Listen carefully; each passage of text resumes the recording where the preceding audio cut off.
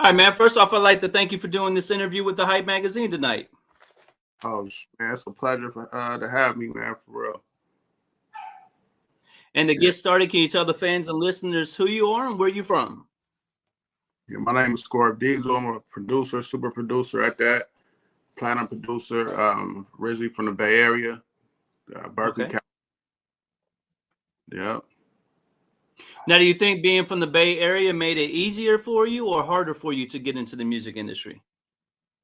It made it kind of easier because I mean, also, being from the Bay Area, I was also like went to high school in Colorado, so that's where I kind of started my producing. I was already introduced to music, but like being from Colorado, living out there was no opportunity for like underground, none of that. Like you had to really like know people. So being from the Bay Area, I had like relationships back there that kind of helped me.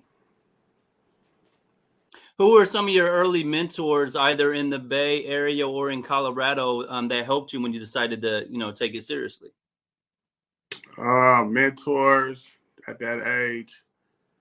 I didn't really have any mentors, man. I was just like, really trying to figure it out. And then once I ended up getting introduced to like Atlanta, Georgia, and working with people out here, like I had like my mentor, like Don Vito and like Casper, they kind of like mentored me through the game a little bit, Yeah. Yeah, so. Salute Casper from the Hitman, right? Yeah. Casper was actually the one who like discovered me because I was living in Columbia, South Carolina at the time, and I had moved from Colorado to South Carolina, and I was in a record store, and I seen him and his partner Van, and they was putting up Juvenile Cash Money posters, and I stepped to them, was like, "Hey, what's up? I'm Scorp Dezel. I make beats. I'm from the West Coast. I'm out here." And they was like, "Dope, send us some music." So I sent them some music, and like a week later, they was like, "Come to Atlanta," and that was my first introduction to the A. And they kind of like, next I'm working with the Outlaws. I'm on tour with Cash Money, and I was into the business out here,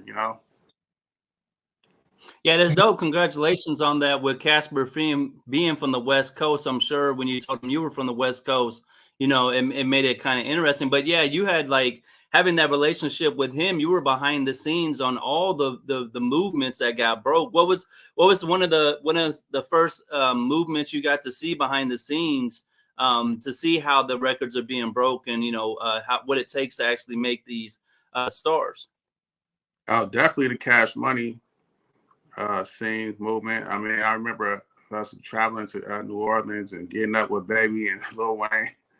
I wish we had around back then. It was crazy. Like I remember pulling up to Cash Money Records when it was just a little building, and seeing Wayne pull up in the Lexus and Manny Fresh, and then we ended up going on tour with him, the Block to Block tour, along with Rough Riders. So I was a youngster, man. I was just on the street team and putting out flyers and posters, and so that move, I seen the Lil Jon Eastside Boys move. Once they started blowing up, I kind of seen that kind of pop off. Also, the whole Gucci Man, Young Jeezy, I was behind all that, So a lot of people don't even know that though. Like I've been around for a while, Now, with your days as a street team person, how do you use that experience and knowing what it takes to get these records off the ground when you're in the production mode? Like when you're creating a song for another artist, like how are you using some of those skill sets you already have in record breaking to make these dope beats and stuff like that? Oh, it was easy because I had the experience. I know what it takes to really make a record go, I even like used to learn the game down here, and then I'll go back to Colorado and Cali and try to like, copy the game, like everything I learned from here, because at the time Atlanta was ahead of everybody, and they were just doing things that we wasn't doing on the West, and I even went back to Colorado and threw a big party, and I remember Casper took me down to Miami for Memorial Weekend. That's when the Memorial Weekend first popped off, and I'm taking pictures with Ludacris, Nelly, like stars, and I went back to Colorado, and I did a party, and I put all those pictures I took on a flyer. You know, yeah. My party was so big. I had everybody in the town like just was there. But I used to just take the game that I learned down here in Atlanta and go back to the West and just really like and just show people. And that's how I was kind of ahead of the game, even out there. And then just networking, man. It was cool being on the street team because like, even though it was like I always looked at the street team as like the level entry of being in the music business because we was actually working for record labels. We was working for Interscope and Def Jam, you know. So like I'll get a real check from Def Jam, you know, because I was on the street team side, you know. And thing about it, you pull up to the clubs, you getting in free, you know. Yeah. People network, you got flyers, and I'm utilizing all that to let people know. Look, I also make beats though. This is not just what I do. I'm also a producer, and that was fire back then, you know. Yeah. Now, with you being in Colorado and having these experiences with Casper, like you said, you're seeing firsthand what Cash Money's doing. You're seeing firsthand what Atlanta's doing. How did people in Colorado respond when you come home and try and give them the game? Were they receptive to all the information you guys are giving them, or did you get any kind of pushback? No, they was receptive because it was like something new that they haven't seen out there. That's dope. You're looking at Colorado Springs and Denver that really, you know, they don't really have direction either because it was just like we in the middle of nowhere. We kind of got like a West Coast influence, but so they didn't really have no outlet either, you know. And every now and then you would have an artist that comes to like Denver to perform and stuff like that. But when I used to come there, you know, everybody was loving it because it was something. I remember I was fresh off a tour with Cash Money. I went out there looking like I was one of the hot boys. I had the jeans on, the Reeboks. I had the fucking white tee with the bandanas on. Like they like, man, doing something, you know. So I was so influenced by that movement. So every time I did something out there, they always, even to this day, like every time I do something in Colorado, they love it, and I go back because I barely do anything. I'm about to do a producer camp out there as well. Yeah, I saw that. Yeah, so just when I post that, haven't even been a week, and everybody blowing up my phone, people excited, and I'm just really just trying to give them an opportunity that I never had, you know, when I was younger. So, you know. Now, what was your first placement? I know you've got a lot of dope placements we're going to highlight tonight, but who was the first major placement you got, and how did that opportunity present itself? My first major placement was, I believe it was Mac 10 featuring Lil Wayne and Rick Ross. Ooh, okay. Yeah. That was awesome. And I was actually still living in Colorado Springs at the time, but with Don Vito, producer I was signed to. If you know Don Vito is, he's an awesome producer. He worked with like Cherish, Young Jock, you know, also comes from like the Dream and Tricky Camp, you know, so they all kind of grew up together. But I got my placement through him, and that was awesome because I was able to go to LA to go to the video shoot. Yeah. I'm at the video shoot with Lil Wayne and Rick Ross and Mac 10. We in Malibu. You know, that was a dope scene and just something new. And also, I believe it was either that record or Hurricane Chris. I had a record with Hurricane Chris featuring Cherish. Okay. That was crazy. One of those two was my first placement. Yeah. Now, when you get this first placement with Don Vito, like what was it about your production or your work ethic you think that grabbed Don Vito's attention, and how does it feel to have this great relationship you guys have looking back over all these years to still see how close you are and, you know, how many records you guys have created together? What it was, I got to tell you a story. So when I used to come to Atlanta, the first time I met Don Vito was when I was working with Outlaws, and he had a studio in Lithonia at his house. And around that time, he was producing for like Ghetto Mafia and a few other Twista. He was also working with Twista. You know, so I used to go to his house and just make beats and back and forth. You know, over probably like a year. Every time I come to Atlanta, I see him at an industry party, and I'll be like, "What's up, man? Let's work." And then one night I was at home in Colorado, and he had I was sitting back on my bed, and I watched the video with Cherish and Young Jock, and Don Vito's in the video, and I'm like, "Yo, how I know this dude, and he's on TV, and I should be working with this guy, you know?" Yeah. Immediately, I literally went downstairs to my basement and sent him some beats. And I'll never forget, I sent him this one record called London Love. And London Love was like a crazy ass, like UK pop record. Okay. Yeah. Just like, it was like on some like just next level, you know? And I sent that beat, and then the next day I'm at work, and he calls me. And I noticed, like, when he called me, you know, he called joking, talking, because all the other times when I call him, I'll be like, "Yo, what up, man? What's up? I need to sing some beats. It'll be real quick." Yeah, you know? He calling me, he joking. I'm like, "Oh, okay, I know something's up." He was like, "What's up with that beat, London Love?" And I'm like, "Edible, what's up?" He was like, "All right, well, man, start sending me some tracks." And then he started teaching me right away, like, make sure you send tracks, put the BPM there, name them. I don't care what it is, just name them. And then ever since then, we've been locked in. I ended up kind of doing it. So, and it's crazy that beat in love to this day has never been placed. Like, a lot of people like it, and I probably had like one writer probably write to it, but that's the beat that kind of like got me in the industry. Yeah. So, why do you think it might not? Why do you think it's one that hasn't been created yet? Is it because it's so special that people are having a hard time, you know, delivering on it, or is it? What is it about that beat you think that's making it difficult for them? I think the beat is just so like futuristic and just real energetic, and I think it's hard for a writer to catch it, to get in his box or whatever, to get in pocket for it. You know what I'm saying? So, but it's crazy. And like, I got a friend, man, named Tim Video out of New York, and to this day, man, he always asks about that track.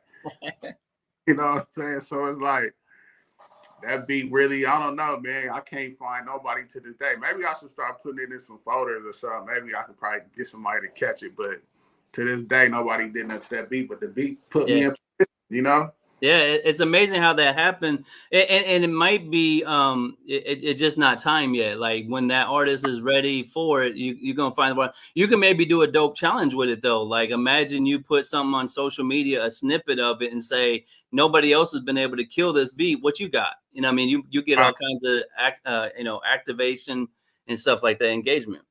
Right. Probably that's probably something I need to do. Now, I've seen you've recorded, you've had beats with XXXtentacion, Joyner Lucas, a lot of dope artists. How did you get that relationship with XX? And, you know what I mean, and how does it feel to know that some of your songs are his standout tracks that his fans love?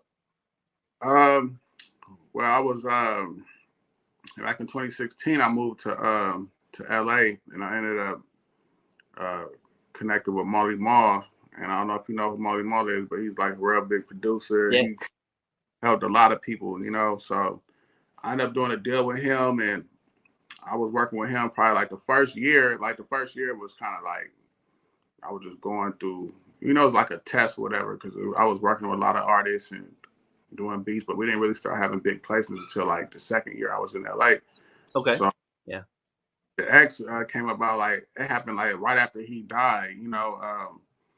They was working on a project, and they ended up, like, his mom or, you know, his label ended up sending us some of his lyrics, you know, his songs, and just wanted me to reproduce it. And then, like, one night, I actually did like 3 songs, and then, like, one night I was in the studio, and I just tapped into that song, and just, man, it just came up with a dope record for it, you know. And that song was actually it was cool though, because I almost felt like he was in the room. Yeah. I was, you know, and just listening to his vocals, and I never realized how dope of an artist he was until after he died. And I'm in there, because I even did like a reggae record that he was on there singing, and we had that record, the North Star, and it ended up coming out, man. I was just excited, you know. Yeah. How did it feel to know that his team put that much trust in you? Like you said, unfortunately, he's passed away, so his fans, the next move is very important. So they tap you on the shoulder and say, "Hey, we want you to do this for us." Like, can you talk about the emotion you experienced knowing that they put that much trust in you and they believe you would be able to create a dope song for his fans? Like, what kind of pressure did you feel at that moment? It was some pressure a little bit, but I was just like, man, let me just use my talents and just go hard, And they actually had some other producers work on the same beat, so they ended up picking mine out of everybody's. And then also I went to the studio probably like a few days later to work with his engineer, his personal engineer that was with him every day. Yeah. So experience. We was talking about all kinds of stories. Man, we was up to like 4 or 5 in the morning. He was telling me all these stories about X and just a lot of stuff, man. And then that was amazing too, So I actually got a plaque for that song that we did. So yeah. And then you got you and Sway Lee, amazing song, worldwide sensation song. How did you guys link up? And did you know when you gave the song to Sway Lee that it was going to be, as powerful of a record it became? Yeah, thing about Sway, it's crazy because like Sway is like my all-time favorite favorite artist to work with. I mean, just the way we connect and like me and him just connect in the studio. Like I don't know what it is. Like as soon as I play a beat, he's just on top of it. And just a real quick story. So when I signed with Marley, we was in the Encino Hills, and just so happened Rae Sremmurd moved across the street. Which is crazy. This is around the time when they had the challenge and the mannequin challenge and the swang record, you know what I'm saying? And I just remember me telling myself, like, man, I want to work with this dude, Yeah, yes. So they moved across the street, and then like DJ Sherm, they DJ, he started like coming over to Molly house because everybody knows as soon as you get on the street that we was living on, and in a big white mansion, like you can't help but to see it. And then you got all these foreign cars pulling in and out, girls coming in. We just living a life, and you can't help but to go over there and be like, yo, what y'all got going on? So DJ Sherm started coming over, and I chopped it up with him a few times, like, man, how can I get in the studio with Sway? And he like, man, it's gonna happen, man. If you got that heat, he gonna fuck with you with all that. So yeah. It's like every time I leave the studio, because I had, even though I used to be at Molly house all the time, I had a condo like right down the street. So I noticed every time I go home, the next day they'd be like, Sway was over there, and I'm like, dang, it's like I'm always kept missing him. So I literally I stayed up in the studio till about 3 in the morning. Never came. The next night, it was about like 3:30, and I'm like, dang, he still ain't came. Like I literally like strategic tried to. So one night it was about 3:30 in the a.m. and I put on my backpack, packing up my stuff, and I started walking out the door. As soon as I almost walked out the door, Sway come in. Yes. He comes in, so I was like, oh, okay, cool. I instantly took off my backpack. He went upstairs to go, chop it up with Molly or whatever. So I waited for about 30, 45 minutes. Then he comes back downstairs and like play some beats. Literally, I played some beats, bro. We knocked out like 6 songs that night. Wow. We knocked out 6 songs, and like 2 of those songs got plaque for it. Like one of the songs ended up making an album. Another song was like every time, man, when we work, even to this day, like I got some new stuff with Sway that's gonna be coming out. Like, he go crazy to my tracks. You know what I'm saying? Yeah. And it's really dope. You spoke it into existence. So I want to highlight that for somebody else who's on the way up or, trying to get in the music industry. A lot of times you got to do something crazy like that. You got to stay at the studio an extra long time, not knowing why you're staying there, but just you got this feeling that, somebody's going to show up later. We used to just hang out when I was with Casper, and then we'd hang out just at the hotel, downtown at the hotel when people were coming in, because you never know who was going to walk in and out of that venue, and you get the best relationships. Can you speak to that a little bit? Because I know you've been able to move around a lot. Like moving in this industry, what's some of the secrets you found that have helped with your networking and building these relationships? Always making yourself, you know, you really can't move on your time. You got to move on whoever time that can. Like even when I first that's with Molly, like I never understand it, but he would like stay up all night and go to bed at like 9 in the morning. Here at 9 in the morning, I'm getting up, and I notice I'll go to sleep at like 9:30, 10, and he texting me, calling me at 1 in the morning, like, "Hey man, come pull up some beats in the studio. Pull up to the studio." This 1, 2 in the morning, I'm asleep, like, cause this is how I was always train myself, you know. So I ended up like, I'm like, dang, like, why you can't just be up regular? Uh-oh. Can you hear me?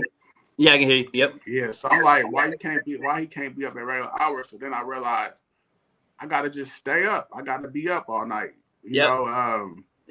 And that's because I realized a lot of my placements that happened in the middle of the night. They didn't happen 1 or 2 o'clock in the daytime. A lot of artists, they work at nighttime. You know, when I was in LA, that was really the formula. And then like I was in the studio with French one time, and here I am. I've been up all night with him. I'm trying to leave at 7:30, 8 in the morning. He tells me like, "Oh, this is the time where I make all my platinum hits." And I'm tired. I'm feeling all guilty.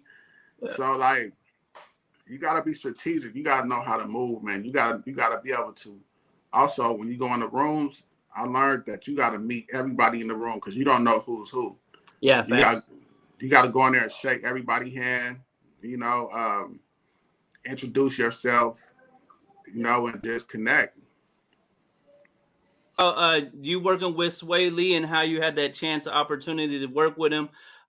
What's kind of the inside information you would give for people on how to approach a big name like that? Like you said, you were in the right place at the right time because of your relationship with Molly Mall. But for other producers or people you've seen, what's some of the strategies that works to help get those placements? Just really just networking, man. That's what it's all about at the end of the day. Networking, following up with your network. When you meet people, you gotta stay on them. I feel like that's a little thing that I have. I feel like I don't follow up as much, but you know, sometimes I'll just sit back, go through my phone, and realize how many people I actually got on my phone. Yeah. And to follow up with everybody, man. What's the point and purpose of getting somebody's phone number and email if you're not doing anything, you know? Yeah. If you're not following up, if you're not sending no music. So you just gotta be where everybody at, man. You gotta find out where the industry events is at, pull up, invest some money, get a flight, hotel, whatever, just start talking. Sometimes you can meet somebody in the lobby. Find out the popping hotels is like in LA. Everybody's really at the Mondrian or the W, and you got to go book a hotel at one of those hotels, you know? Yeah, facts. I remember one time I was at the Mondrian and I ran into DJ Quick. DJ Quick is like one of my favorite time producers, and it's just really that's what's really it's all about, man, making yourself available. Yeah. Now you recently had the chance to travel overseas to go to Nigeria. So what was it that made you want to go overseas like that, and what was your experience over in Nigeria? Yeah, me and my dad is Nigerian. I never had the opportunity to go over there this whole time. So I got a Nigerian name, and you know, I'm proud of who I am. So Nigeria has always been a conversation, you know, that I'm having with people, and it was just a situation. My auntie, she just passed, and we was having a big funeral, and like a lot of my family was gonna be there, and I actually wasn't gonna go at first, but one day I was just like, you know what, I need to be there. I finally got my passport, and I just made arrangements to go over there, and it was a wonderful experience, man. Just seeing the culture and seeing, like, you know, what's this like over there. I actually had a chance to stay in the village for like 4 days, and it was like they didn't have no power, it's on and off, and no hot water, and then you can't drink the water. It's just I'm brushing my teeth with a water bottle and stuff like that. So it was just a good experience, man. I'm glad I had the chance to go. Are artists like Toby Nwigwe and all the other artists from that are from the United States, the Nigerian culture, are they as loved out there as they are here, or is there Oh other yeah, artists? they definitely is big over there, and that's another thing. I had another thing was cool. I had like some Afrobeat artists that I worked with that I tapped into when I was there. And Okay. just had a whole experience being in Lagos and being on the island and seeing like seeing these like the promo for like all these artists, Afrobeat artists, and being in the clubs and restaurants and hearing Afro music, man, it was wonderful, man. I love the experience, and I'm actually motivated to or inspired to basically put together a writing camp over there as well. Oh wow, that's fire. Working on sometime next year. I know you did your first camp in Nashville. So, what made you pick Nashville to be the first place you guys did the producing writing camp, and what was the overall experience for your first event? Well, that was actually my second camp. My last camp was last year in Vegas. I did a writing camp, but I mean, I guess you can call it my first camp for the new opportunity I got going on. But no, I just I just realized, as long as I've been doing this music, man, I never really just said, you know what, I'm gonna just make my own moves and focus on my team, build my own team, and do me. I'm always connected with somebody, and I wanted to just do something different, Yeah. and build my own team and with writers and producers. I was just like, I wanted to go to Nashville because right now country music is popping. Country music actually been popping. We just Yeah.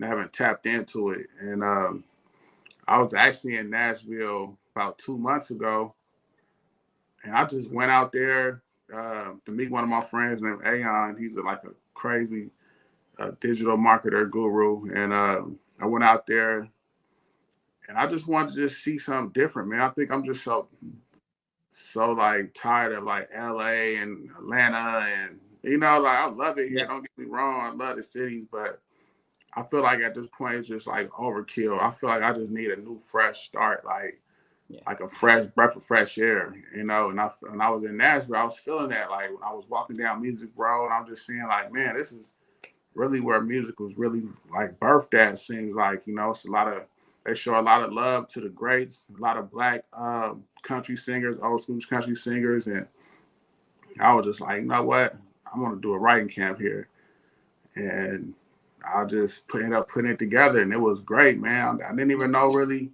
where to start. I just started just making moves and putting everything together. So it was actually a success too. Like I ended up getting a write Dope. up in a magazine out there, and everybody in the industry was looking like, yo, what Scorp got going on? What is he doing in Nashville? Like, man, I took a whole team out there, and actually one of the records we did is getting placed, cut by a big country singer.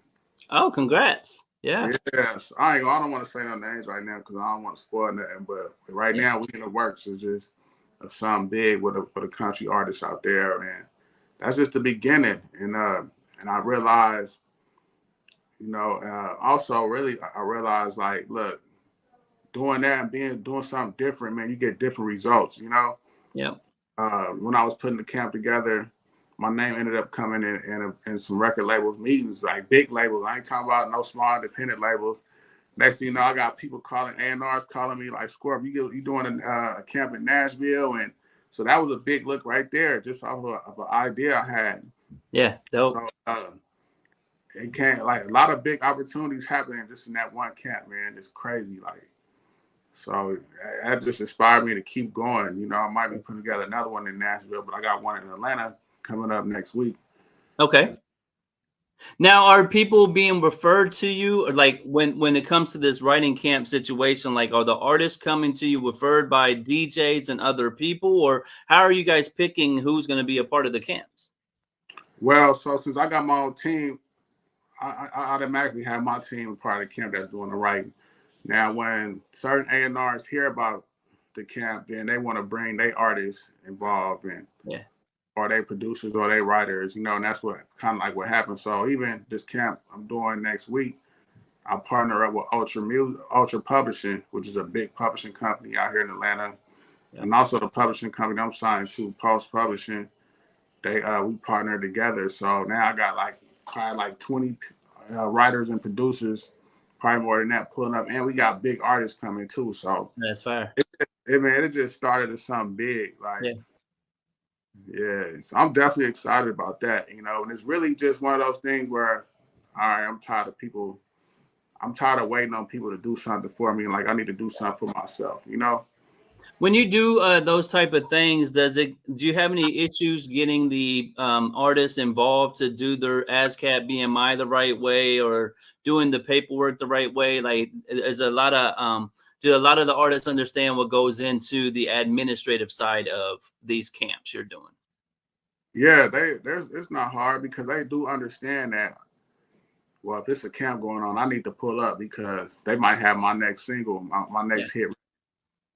And so they want, the A&Rs and the labels want these artists, even the artists for themselves. They want to be at these camps, so. Now, and you said you're going back home to Colorado after the Atlanta one. So how's it feel to bring it back home? You talked about early on that there wasn't a lot of opportunities. That's kind of one thing that got you started. Now, looking back at where you're at now, you're bringing a major opportunity to your home. How's it feel to, see what you're able to accomplish right now? I feel good. I mean, I'm really super excited about that one,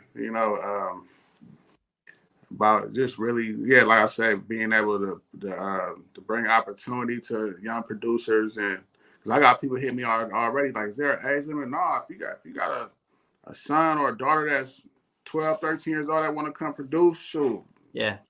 I'm not closing the door on nobody, And so, I'm definitely excited, man. And I'm trying to keep it, because I can tell it's already getting out of hand. Like, I want to keep it strictly just for the camp, for the producers who registered. But, like, I got so many people that just want to be involved and just be there, and it's sad, but I have to keep it structured, you know what I'm saying? Yeah. So we'll see how it play out, though. We might end up doing something else, or we'll see. But I'm definitely excited about this one, man. And that's another thing. The purpose of this camp is really tap into untapped talent, like people that don't have publishing deals and record deals. Like, I want to go get the next hot writer, or the next hot producer. I don't want to just, because I got loads of producer friends and writer friends that's on and got deals, but I kind of want to keep it the up and coming and give people an opportunity, Yeah, give the up and coming the opportunity. Now, you also were doing some pretty dope live music reviews. What's it like for you to be, someone in your position? You have all these amazing credits, but you get on these lives and give up and coming artists an opportunity to be heard. What's that experience been like for you? Man, that experience been dope, though. I actually like it. I really don't be trying to I don't put too much time in it like I want to, because I'll be so busy, like, during the days. But I actually like the review, though. Every Thursday. I didn't do it. I did it last week, but I took like 2 weeks off because I went to Nigeria and stuff like that. But it's dope, and I like it because I realize, like, I might start off a certain way, but you never know what's gonna happen. You never know who's. I've been having like all these artists and celebrities pull up sometime, and they might go live with me. You know what I'm saying? And I got all they followers, tapping into my show. So one thing about I do realize is that I got to keep it going. I got to keep doing that. I mean, I didn't even put, like, I don't have no just big old background, or I'm just keeping it raw. And like my partner, my co-host, Dead Mike, he's somebody from Colorado we used to be in a rap group with back in the days. And I kind of got him involved because me and him, we always talk about hip hop and music anyway. So I actually was going to do a podcast with him probably about like 4 or 5 months ago, but it was just we was having difficulties trying to put it together. But I'm like, man, let's just do this live music and see how this play out. Yeah. So it's been cool, man. And a lot of people have been getting on it, sending me music. Oh. Like I say, you never know what's going to happen. You never know who's going to tap in. So it's real interesting. Yeah, because like you said, as you continue to build your name, like, you already have a name out here, you're a legend as is, but now people are starting to see you do different things. How are your friends responding to this? Like these legendary artists you said you've been working with all these years, how are they responding now that you have these camps and all that stuff going on? I really haven't had nobody respond yet directly, but knowing like the artists and how the music business work, people looking, they just not gonna say nothing right now. They'll say like if I keep going hard like I'm been going hard, I'm gonna get a phone call and I'm gonna get a message from somebody like, hey, I need you to pull up, or I need this, I need that. And I'm also focusing on going back to the Bay and do one too. I'm gonna be real excited about that one. I want to go to the Bay Area, and I just want to focus on like, see my camps, man. Like I feel like my camps is not like the regular, like all these camps regulars we having. So I understand what they're trying to do, but my camps have a purpose. You know, it's a purpose behind my camps. You know, it's more than just getting these hit records or connecting with the artists. Nah, I want the writers and the producers to feel.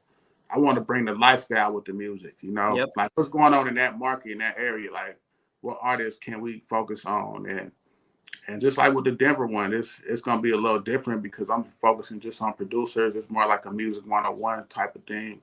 And when I go back to the Bay is gonna be crazy. I can't wait for that one. Like, you know, are you linking up with the legends? I got some access to some legends out of the Bay. Are you linking up to them, or you wanting to keep it more new and up and coming? I'm gonna link up with any and everybody that I'm connected with. Like U40, that's my big bro. Like I did plenty of records with him, and I'm gonna definitely reach out to him and Too Short, some of the young ones. Like the Bay Area, like my connections and relationships just runs deep, and even reach out to Mr. Fab. I'm actually want Mr. Fab to kind of like, co-host it with me, and that'd be fire. Yeah.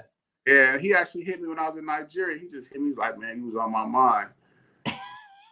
I'm like, I hit him back. I was like, man, I'm in Nigeria. He's like, you Nigerian? He was like, yeah. I thought he already knew that. He didn't even know.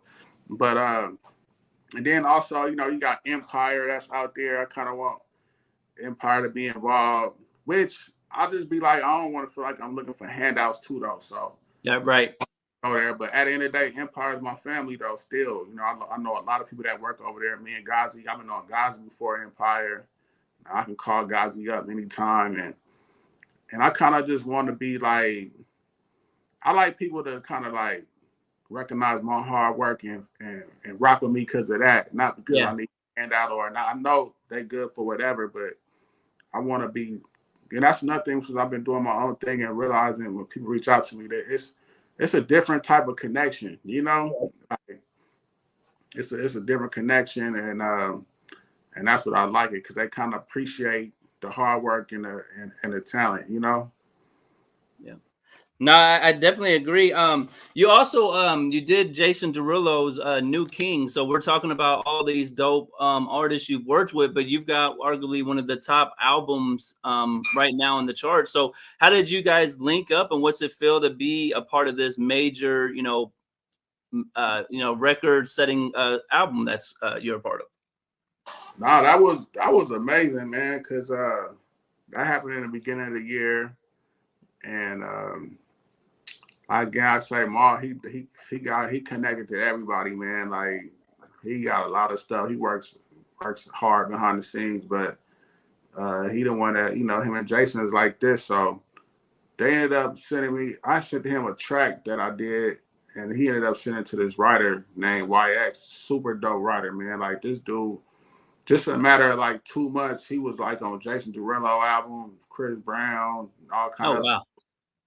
Which was crazy about it though, Timberland, he actually wanted the record. Timberland posted the record on his Instagram. Okay. I found out about it, I was like, yo, that's fire. Like Timberland won one of my records, he posted it. But Jason Derulo ended up getting the record and he was like begged for it, like, yo, I gotta have this record, it's coming out. So I was just like, yo, let's get Jason to have it, and then come to find out Chris Brown heard it and wanted to cut the record. Woo! I low-key wanted CB on it because I've been trying to really I actually worked with CB with French Montana before, but I wanted to do something like direct with him. Yeah. But I know like CB got so much dope music, man. So and Jason Derulo was just ready to go, but we ended up letting Jason get it, and then NBA YoungBoy ended up getting it. And like I actually like Maul had FaceTime me with NBA YoungBoy, and he went on there, man, and he killed it, bro. Like he went crazy. He actually like was on there singing and sound good, real melodic. It just so happens it's messed up. He had to go to jail, had all that legal stuff because they actually got a video to it. Wow. He never did his part. So I don't know what Jason gonna do with that record. I don't know if he's still gonna put it out, but he was just like, man, that's one of my favorite songs on this whole project. So now we always hear of up and coming people say don't sign with labels, don't sign with management, but it sounds like you and Molly have had a really great experience. What's your viewpoint on that? Like, do you think people who are getting in the game should sign for somebody who has those relationships kind of as you have, or do you think they should stay more, independent and do it on their own? No, I always push the sign. If you got an opportunity, utilize it because, like I always tell people, like, look, you're not gonna see no real money until you sign with somebody anyway. Like, it's impossible for you to do a publishing deal without signing no paperwork.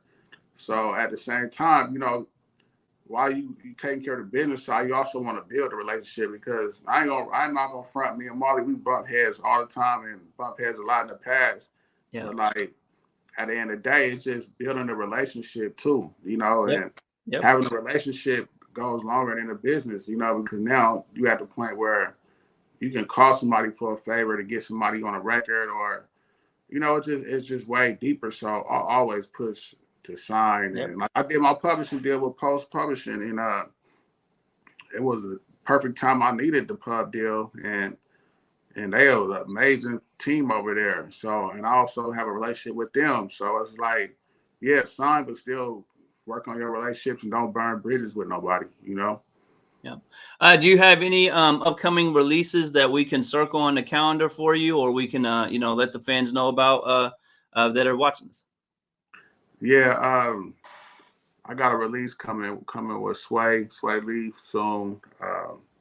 Also Mackenzie, she's a dope singer that's on Warner. She actually went viral during the COVID time pandemic. Okay. Also, man, just a lot of stuff. A few things I can't really talk about. It's a lot of big things that's coming. But like, yeah, I'm steady working, man, and really just ready for the next level with this, As a producer, how do you handle the weight that's involved with this? Like you said, you got a song, it's a hit, it's got the right feature, it's got everything in place. You just have to wait for the official rollout. Like, how do you deal with that as a producer to stay focused and humble and patient while you're waiting for these releases to happen? The key thing, like you said, patient. You got to be patient, man. You can't, because at the end of the day, after the song is produced and it's ready to go, it's out of your hands, basically. Yeah. So if you just sit back and try to count each day when that song gonna come out, you'll go crazy. So once it get to the business side and the artist and the label, they supposed to take care of, you supposed to just really get back to work and keep working, and don't focus on that. When it comes, it's gonna come, and just be ready, Now, how important is a team to you? You mentioned Molly Mall, but who are some of the team members that help you and your label and all your writing camps and all the dope stuff you guys are doing? So team is basically like, that's real important because I felt like I had to like rebuild my team. Maul's definitely a part of my team, and but like when it comes to like management, I had did a situation with Winter Circle, shout out to Cash. And I don't know if you heard of them, but Winter Circle's a powerhouse management team. And, and also my publishing team, like those are like my business relationship teams, though, that kind of help, that keep my music together, and my personal team, just like my day-to-day, having a day-to-day person that check in on me to make sure that everything is right, building my writers and producers, and just like, so I have that team too, and I'm always working on that because you can't help but to always make sure team is stronger than what it was, you know. So the team is definitely important, and we can't really go too far without a good team, you know. Now I know with having Casper as your mentor, I know you're big on community and giving back. So what's some of the things you and your team are doing to give back to people either in the Colorado area or other areas you're in? Man, I love giving back, like especially like the holiday times are coming up. Like, I usually go out to Colorado Springs and do some give it back to the community, Christmas time, Thanksgiving, and I like to see the smile on people's face, man, and even wherever I'm at, living in Atlanta at the time, and when I was in LA, I actually used to go to Crenshaw and Crenshaw High and help out with unique music and give out all kind of stuff and backpacks and food. And so wherever I'm at, man, I try to give back. Even when I was just in Nigeria, I thought about putting together like a nonprofit organization for the kids out there in the village where my peoples is from. Wow, that'd be dope. Together, shoot them laptops and give them out to, because I realized too, like I was seeing a lot of talented kids out there, like they was dancing and having a lot of energy, man, real talented people. So, it just, it definitely came up on me when I was out there, like, look, man, you need to do something as far as giving back to out here also, Yeah, that's really dope too, because when you start thinking about that, giving back to people bigger than you, giving back to a whole country like that, that's when God starts to open up those real major opportunities so you can, do that type of stuff. So I salute you for taking that on, because that says a lot about your character to even want to take on those initiatives. Right. Yeah. So I can't wait to start that. I'm just trying to figure out the proper steps to take. I even got one of my cousins out there. She even said she's willing to help me put it together and all that. So yeah, that's now outside of producing and writing camps, what do you like to do for fun? Like if you got downtime to yourself, what are you doing to enjoy yourself? Man, spend time with my family, with my kids, or just just go hang out, man. Whatever, like. Go traveling, like I love traveling. That's what I try to do, man. Even if I'm just in the house, man, I like to sit back. To be honest with you, like even if I'm not working, I like to just sit on my couch, man, just watch TV, bro. Like, cause I never even do that sometimes. Like watching a movie and just sitting on the couch, not doing nothing. Like that's privilege, because when I wake up, man, it's go time, Yeah. So I like to do a lot of things, man. Just hang out and just move around, Yeah.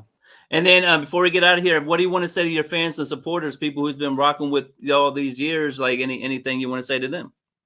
Man, I definitely appreciate everybody, man, that's been holding me down from the beginning. I can't thank you enough. I pray and hope you continue to support my journey.